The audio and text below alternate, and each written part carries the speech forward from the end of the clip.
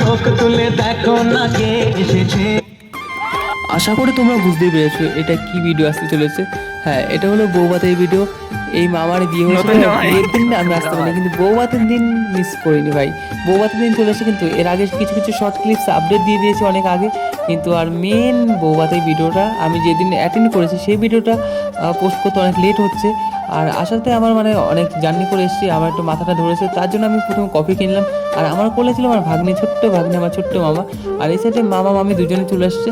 এবার আমরা যাবো ড্রেস আপ চেঞ্জ করতে। আমরা অনেক সময় ধরে বসে আছি, কারণ হলো ওই সাইডে একটু ফাঁকা নেই রুম, আর এই সাইডে হলো ফুলসজ্জার খাট সাজানো হচ্ছে। তারপর অবশেষে আমরা একটা রুম ফাঁকা পেয়েছি, তারপরে জামা প্যান্ট পাল্টে আবার সরাসরি চলে আসলাম মেন সেই রিসেপশানে।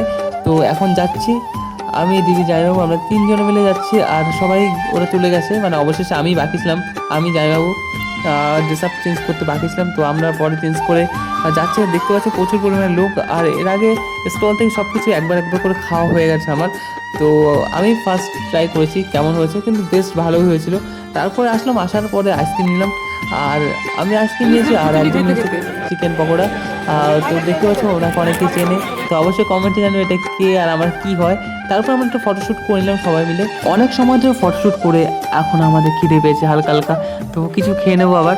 তো আমার তো সব থেকে পছন্দ লাগে আইসক্রিমটা, তো আইসক্রিমটা খাবো। আইসক্রিম খাওয়ার পরিস্থিতি এখন আমি বুঝছি যে বেশি পরিমাণে আইসক্রিম খাওয়ার ফলটা কী হয়, মানে টোটালি 4টে কেজি আইসক্রিম। তারপরে একটা দুর্ঘটনা ঘটে গেল, এই সোফাটা ভেঙে গেছে। আগে দেখে হয়তো হালকা হালকা ভাঙা ছিল, তিনজন বসেছে, তিনজন বসার পর দেখে কট করে ভেঙে গেল।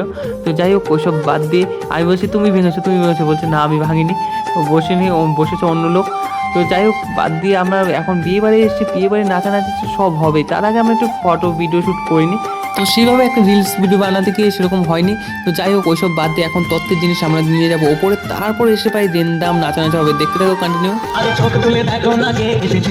ডান্স তো করতে হবে সবাইকে, বর বউ দুজনকে নিয়ে এসছি সঙ্গে করে, তাই এই যে দেখতে পাচ্ছ আমার ছোট্ট বাবার সঙ্গে ফটো তোলার জন্য ব্যস্ত, কিন্তু আমার বাবা লাইটের দিকে ঘুরে যাচ্ছে বারবার।